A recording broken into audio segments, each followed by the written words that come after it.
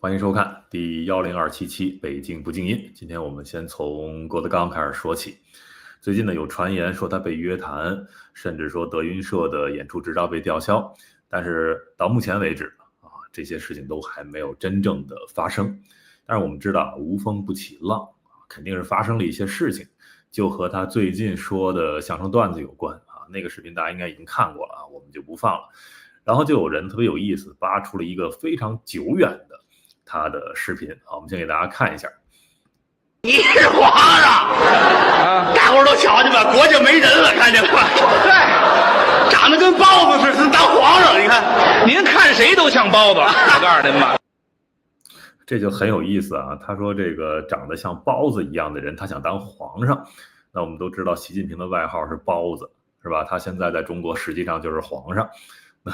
就在這裡說郭德綱等於影射了習近平於是說他被約談。但是這個視頻是非常久遠的，它發生在2005年，那個時候距離習近平上台還有7年呢，所以我估計那個時候郭德綱可能連習近平是誰都不一定知道，對吧？更沒有什麼包子這些外號了，所以這就有點太誇張了我們過一會兒還有一個郭德綱的視頻給大家放然後再聊到今天的主題先說我背景這張圖這2天非常火熱的這位芬蘭小姐選美小姐，那麼她做了這個辱華的手勢，是吧？這個就是說這個亞洲人或者就是說特指，比如說中國人，這個眼睛小是這種樣子，對不對？然後我也做了這個手勢了，是吧？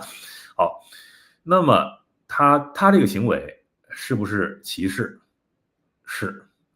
因為呢，他無論怎麼辯解他在這個配圖下面的配的文字是說和一位中國人吃飯，這個就指向非常明確了，他這就是歧視。那當然了，現在呢，他受到了應有的懲罰，把他這個選美小姐這個頭名剝奪掉了。但是呢，芬蘭又有幾個這種極右翼的議員也去聲援他，做同樣的手勢給大家看你看除了這位芬蘭小姐，這幾位旁邊的這幾位做這個手勢的都是芬蘭的議員。這個當然是很可恥的但是我們在一個角度來說呢，這樣的行為是他們個人的道德有問題，對吧？你歧視別人是你道德有問題，我們可以在道德層面、輿論層面上去抨擊他們，但是理論上他並沒有違法，是吧？這個政府管不了，確實沒有違法。那麼我們怎麼看這個事其實這個事情就是世界上的歧視多了，對吧？中國人也歧視別人這個我們的觀念裡認為，能夠去歧視別人的人，那都是這個道德水準、受教育水準、人品等等，都是比較低下的，層次比較低的。我們鄙視這樣的人我們譴責這樣的行為。但是呢，換一個角度來說，我們應該有什麼樣的反應你比如說，就我個人來說有這麼一位他做了這麼一個手勢。首先，我不認為他在冒犯我不覺得我眼睛很小我也不覺得他在做這個手勢就是當然我能理解他是在這個歧視中國人，對吧？那我們當然不高興，但是你會做出很強烈的反應嗎？或者說你心裡會有強烈的被冒犯感或者那種屈辱感嗎？我是沒有的這就講到一個特別關鍵的東西就是說你的自我認同感不應該建立在外在對你的一種評價上你的這個你容易被冒犯有人說這是我敏感什麼的，不，這個你容易被冒犯，說明你的自我的這個認同的穩定度比較低，這個是需要我們今天講中國人需要去學習的。那這時候給大家放郭德綱的另一段例子我們來看看郭德綱式的這種自信可以給中國人什麼樣的啟發這是他最近的另一個段子掐着再說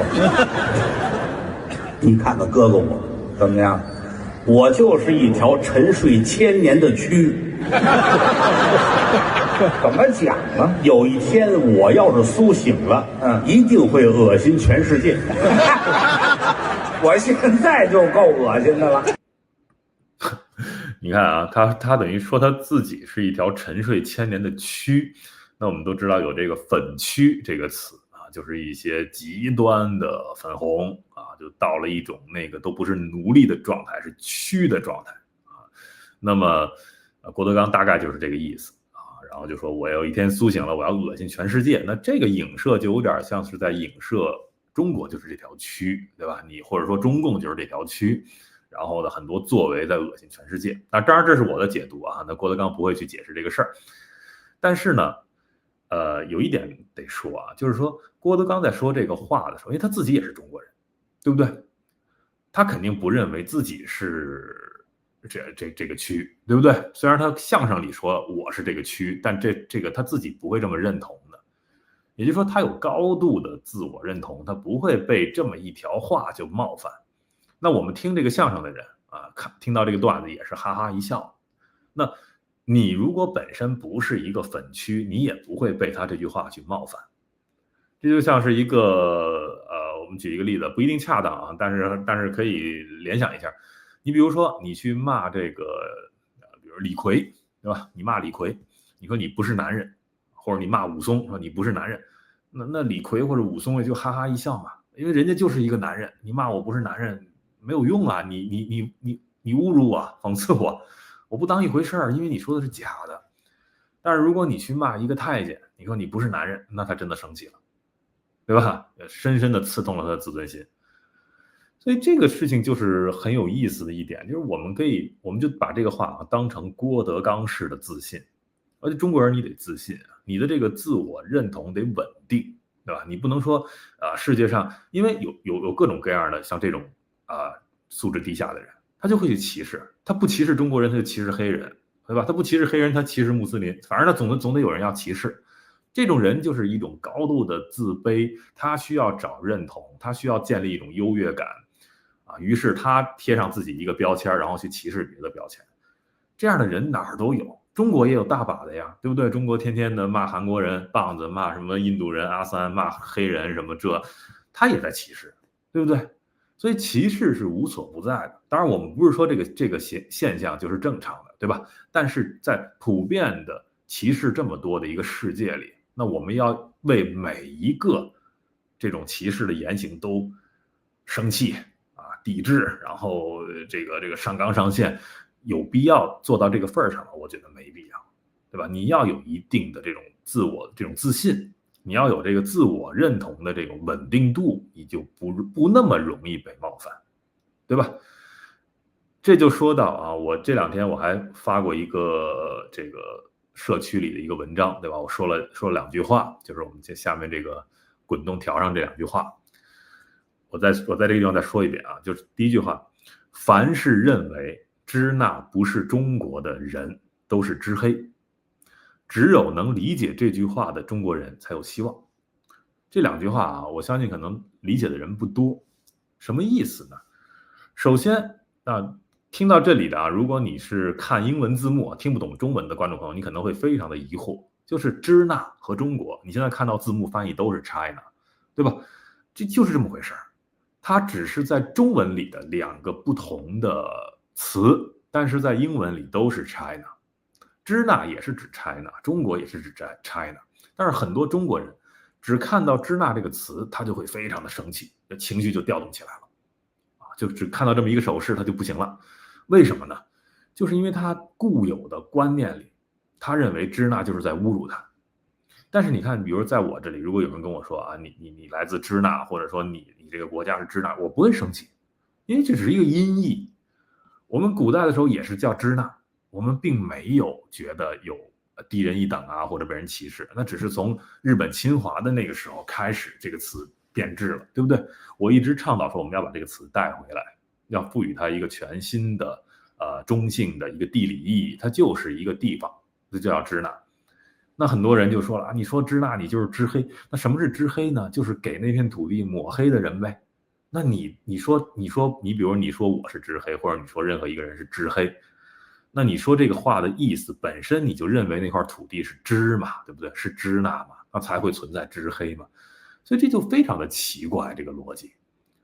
所以我為什麼說不否認支那等於中國的人才是真正的支黑，就是你並不自信的接受這個詞，你的這種不自信本身你就在抹黑中國那片土地，對吧？